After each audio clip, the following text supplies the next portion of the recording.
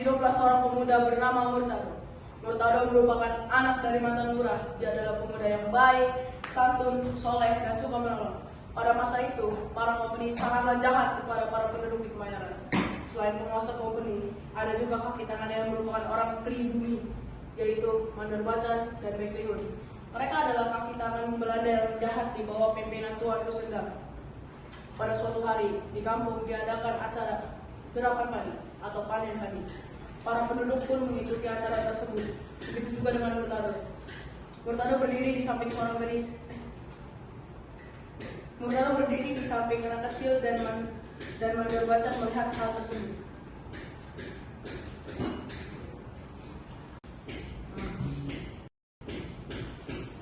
Bocil, kamu jangan kurang ajar dan baku curang ya.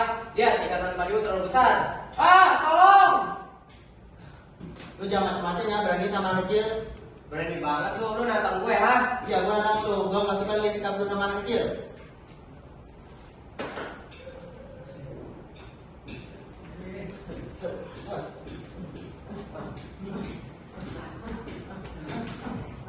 Maka terjadilah pertarungan di antara mereka, tetapi Mandor Bacan kalah dalam pertarungan tersebut. Dia harus tunduk di bawah kehebatan ilmu silat Murtado. Kejadian ini dilaporkan oleh Mandor Bacan ke Beklihun. Awas aja lu ya.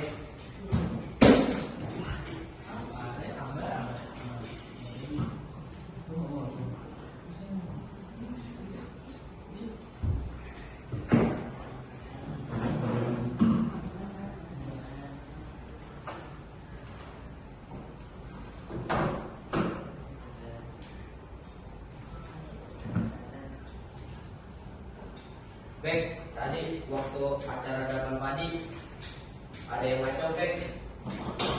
Dia ngajak ribut saya, terus sayanya kalah. Hah?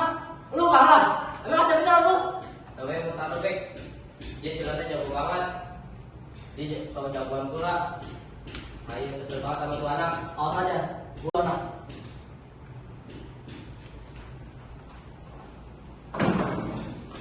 Karena penasaran tidak bertemu Murtado pada suatu hari, Beklihun mampir ke sebuah warung kopi. Di warung kopi tersebut banyak teman-teman Murtado.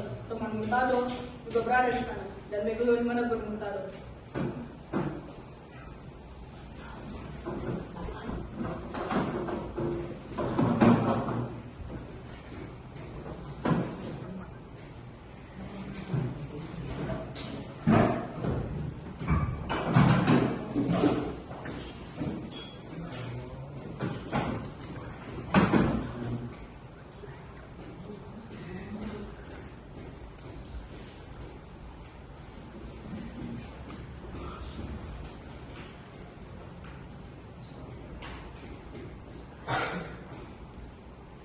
Udah sombong. Lu jangan sok belaga dah. Sosok dari rakyat. Gua jijik lah sikap yang begitu. Kalau lu emang berani, rasain di pulau tangguan. Ribut tukang paling rakyat. Itu mending jangan bertanda. Kalau berjalan itu cuma malakin rakyat, pasti Allah akan melakukan itu dah. Mending itu ngisap dah. Kalau ada, cuma segini yang bakal tanganin lu. Udah sombong. Jangan main bacot dah. Lu tuh harus berani sama gua.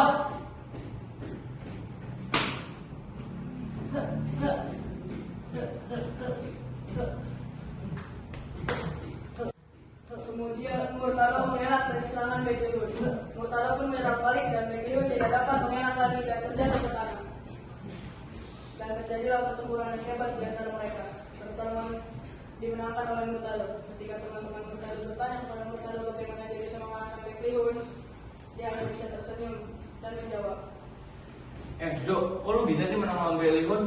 Gak ada apa, ada cuma bercanda sama Beklihun. Gue cuma nyusap kepala doang, tiba-tiba dia jatuh tanah. Tetapi sebenarnya Murtado memang menghabisi para penguasa kejam di kampung, karena dia merasa itu adalah kewajibannya. Karena semakin kesal, Beklihun pun menyewa tukang pukul dari Tanjung Priuk untuk membunuh Murtado. Pada malam hari, para penjahat itu pun datang mencegat Murtado yang baru pulang ke rumahnya.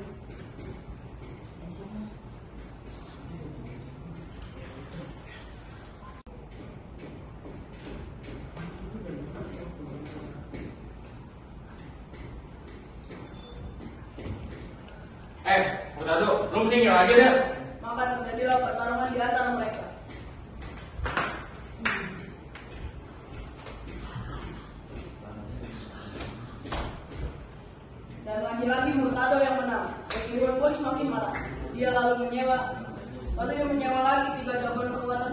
dari Pondok Labu, yaitu Boseh, Kepling, dan Bonek.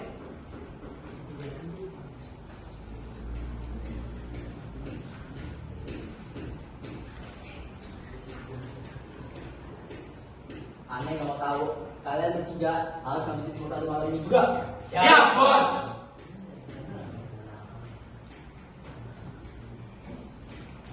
Lalu pada malam hari, 3 penjahat itu menyusup ke dalam rumah Murtado. Mereka siap membunuh Murtado dengan golok di tangannya, tetapi Murtado melawan dan kembali menang. Lalu karena perlawanan Murtado kembali menang, Boneng teriak dan menarik perhatian warga kampung, dan Boneng pun kabur dengan tuduhan merampok. Mereka ditangkap oleh para company. Setelah kejadian itu, maka insaflah Backwood dan dia mulai menghargai warga di kampung itu.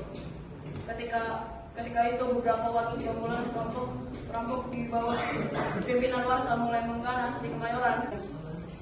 Dia pun meminta bantuan kepada Murtado. Murtado pun menyetujuinya. Mencari para perampok itu ke daerah Tambun dan Bekasi bersama 2 orang temannya, Saumin dan Saripin.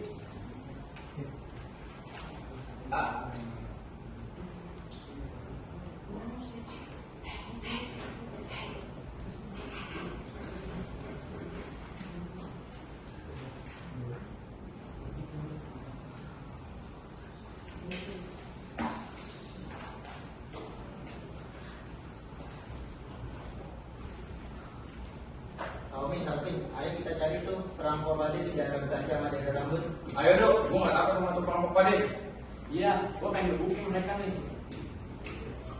Kemudian mereka pergi ke Kerawang. Di sana dijumpailah gerombolan Warsa dengan kegagahan dan ilmu bela diri yang tinggi.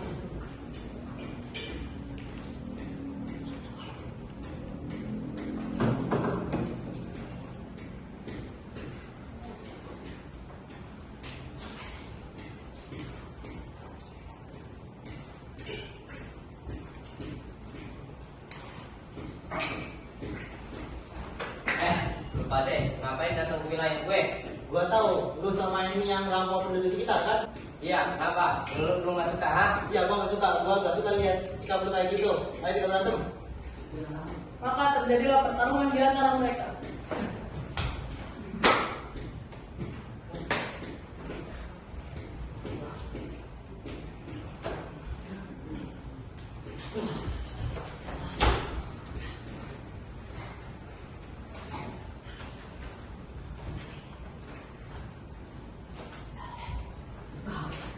Warsa pun mati dalam pertarungan tersebut. Seluruh hasil rampokan Warsa pun dibawa kembali oleh Murtado kepada pemiliknya.